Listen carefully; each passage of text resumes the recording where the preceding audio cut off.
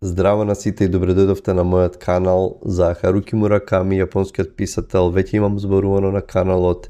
Имам видео за Норвешка шума и за 1Q84 или 1984.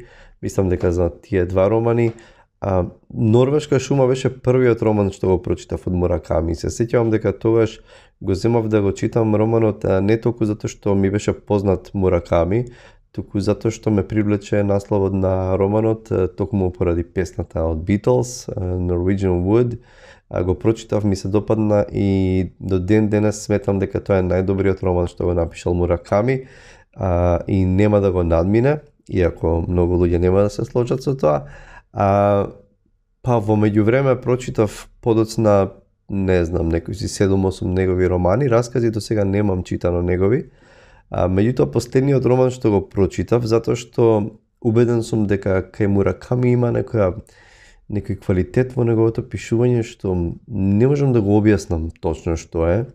Можеби е некоја скромност, не знам, некоја непретенциозност кај неговите ликови, кај не знам, стилот негов што ве прави од време на време да ви недостасува и да насакате да се вратите во неговиот свет и во не знам, во светот на неговите ликови. Имав дома еден роман кој што го немав прочитано. Ова е еден од неговите, да речеме, понови романи од 2013, мислам дека е. А тоа е Безбојниот Цукуру Тазаки и неговите години на Аджилак. Ова е во издание на 3, мислам дека сите романи од Харуки Мураками на македонски, во превод на македонски се во издание на 3. Го прочитав овој роман и се мислев дали да снимам видео, не затоа што не ми се допадна, ми се допадна романот и искрено не знаев што да очекувам, не знаев дали да очекувам некоја луда фантазија, значи нели знае Мураками и тоа е тешко да се одреди, дали пишува магичен реализам, дали пишува, не знам, фантастика, некоја микса и не е ни важно, важно е дали добро го прави тоа или не. Ми се допадна романот, меѓутоа имаше една клучна причина зошто сакав да кажам неколку збора за овој роман, затоа што мислам дека има една, според мене ќе се обидам да кажам дека е централната тема таа, која што мислам дека мене ми значеше, ми беше важна и за тоа ќе објаснам зашто станува збор подоцна и за тоа одлучив да зборувам за овој роман. Ќе кажам накратко неколку збора, мислам дека нема да има спойлери, па не е ни таков овој роман да ако се открие едно нешто и ви се расипе целото искуство на читање. Цукуру Тазаки е човек во средината на своите 30 години, живее во Токио, работи за железничка компанија, проектира железнички станици, тоа му е обсесија, тоа му е некој интерес уште од своето детство.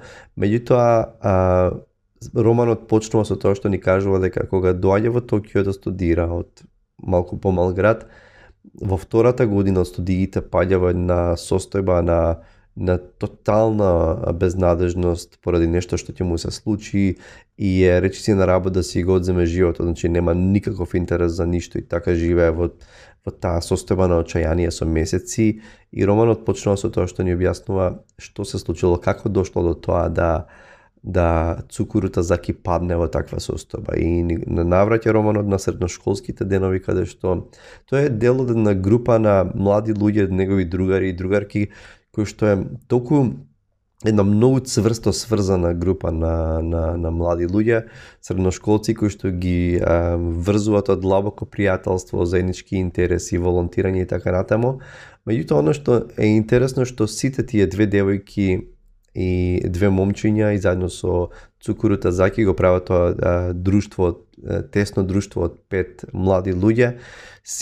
Останатите имаат во своето име или во своето презиме се содржи некаква боја. Да речеме, една од девојките ја нарекуваат белата, другата е црната, еден од момците е синниот, друг е црвениот и сите се со различни карактери, сите ги опишува Мураками на убав начин. Тродимензионални карактери се убаво ги опишува, иако многу пати во споредба со неговите главни карактери, особено машки карактери, каде што многу пати знаат да бидат безбојни, затоа што ова е безбојниот Цукуру Тазаки. Безбојни во смисла незаинтересирани премногу за животот, не многу тродимензионални, можеби малку издодевни, меѓутоа кај Цукуру Тазаки во неговото име и презиме нема боја и затоа е тој безбојниот Цукуру Тазаки. Меѓутоа и тие се дружат активно, интензивно, меѓутоа кога тој се сели во Токио, по некој време тие ги прекинуваат сите односи со него. Ги прекинуваат сите односи со него, се обидува да дознае, не, затворени му се сите врати, зачуден е зашто се случува тој, тоа е причината за неговата депресија, за неговите мрачни денови. Животот продолжува, тој не го заборава тоа, меѓутоа поминуваат години, некои си 5-16 години, има неколку врски, се спријателува со еден човек, Хаида, еден другар, кој што раскажува една приказна многу интересна за што му се случило на неговиот татко и така натаму. Значи имаме приказна многу интересна. Исто како што во Птицата на Вивалка имаше приказна за војната, јапонско-кинеската војна и така натаму. И тука Цукуру Тазаки подоцна се запознава и почнува врска со една девојка по име Сара, интересна девојка, интересен лик, кој што ќе го предизвика, ќе види дека нешто не е во ред со него, дека не надминал нешто во неговиот живот и ќе го предизвика да се соочи со сите тие 4 пријатели. И тој тргнува на едно патешествие, да се соочи со сите нив и ќе видите што ќе се случи, патот ќе го однесе дури и до Финска, каде што ќе треба да се соочи да се сретне со девојката наречена Црната, и тој дел многу ми се допадна, кога заминува во Финска, кога оди на едно тие езера, каде што живее во текот на летото, таа негова пријателка од средношколските денови, начинот на кој што го пишува домот во кој што живее. Мураками тука е, морам да признавам, знае да направи атмосфера што е неверојатна. Цукуру Тазаки се враќа од тоа, дознава некои работи, некои шокантни работи, зошто биле прекинати врските со него. Има многу отворени краеви, самиот крај на романот е со отворен крај, нема разрешница, меѓутоа мислам дека може да насетите на каде ќе се движат тие работи.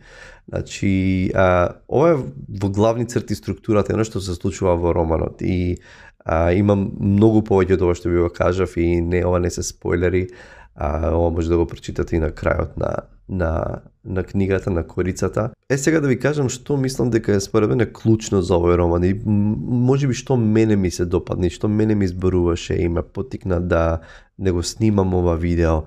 Тоа е во самиот наслов, значи Цукуру Тазаки е безбојниот Цукуру Тазаки и наспроти сите овие пријатели кои што содржат боја и тој се смета себе си дека едноставно е неинтересен, дека го интересираат железнички станици, возови, ужива да ги гледа, да проектира, значи ништо не е ништо интересно. Смета дека другите се поинтересни, другите се по-квалитетни од него и на едно место вели, јас од секојаш се сметав себе си за безбоен, значи најобичен лик кој што не знам, живее, се враќа од работа, нема многу пријатели, оди на базен, се враќа, слуша музика, си прави вечера и живее на многу, на некој начин обичен живот, безбоен живот.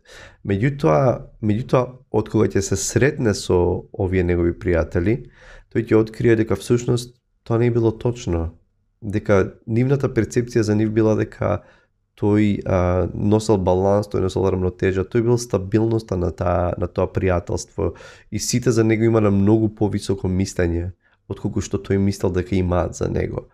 И на едно место и Сара, неговата девојка која што ќе го предизвика, ќе му рече тебе не ти недостига никаква боја. Всушност му дава на вистинска перспектива за тоа кој тој всушност е.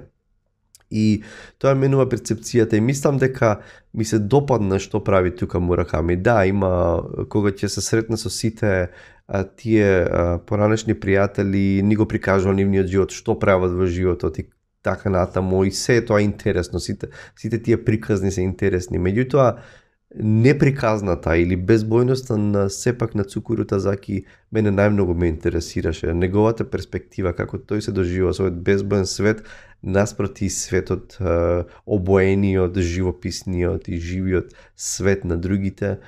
Ми се допадна како Мураками прави овој човек Цукуру Тазаки да свати дека перцепцијата за себе па и не му е вистинска. И тука ми се отвараат мене прашања, да речеме, дали нашето мислење за себе е дефинитивно и одлучувачко или како другите не гледаат и што другите мислат за нас. Не во смисла дека некој не сака па сега има лошо мислење за нас, туку некогаш перцепцијата на другите е подобра, перцепцијата како другите не перцепираат е повистинска затоа што ние сме под влијание на секакви емоции, на несигурности, на не знам, на психички предизвици, на физички за тоа како изгледаме и така натаму и тоа го ја обојува нашата перцепција за себе.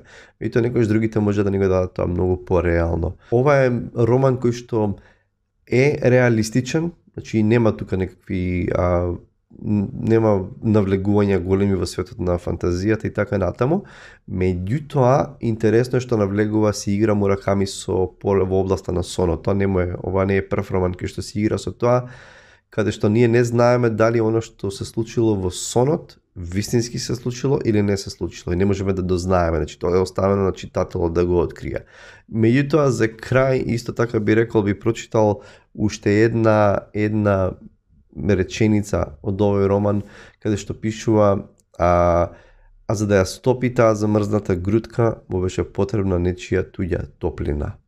Повторно, во случајот потребна му беше неговата девојка Сара да го предизвика да тргне на тоа патешествие, на тој аджилак, некаков на самоспознание, на справување со своите лични демони, за да видозне вистински како другите го гледаат. Може би јас исчитувам премногу во ова, меѓутоа мене ова ми беше главната мисла, централна идеја што ја видов во овој роман на Мураками, кој што можеби не е нешто премногу возбудлив, а нема некакви луди фантазии, мачки што зборуваат или не знам риби што паѓаат од небото, меѓутоа е доста квалитетен, доста фин. Знам дека некои луѓе сметаат дека ова нему е едно од најдобрите дела, мене напротив ми се допадна, не е Норвешка шума.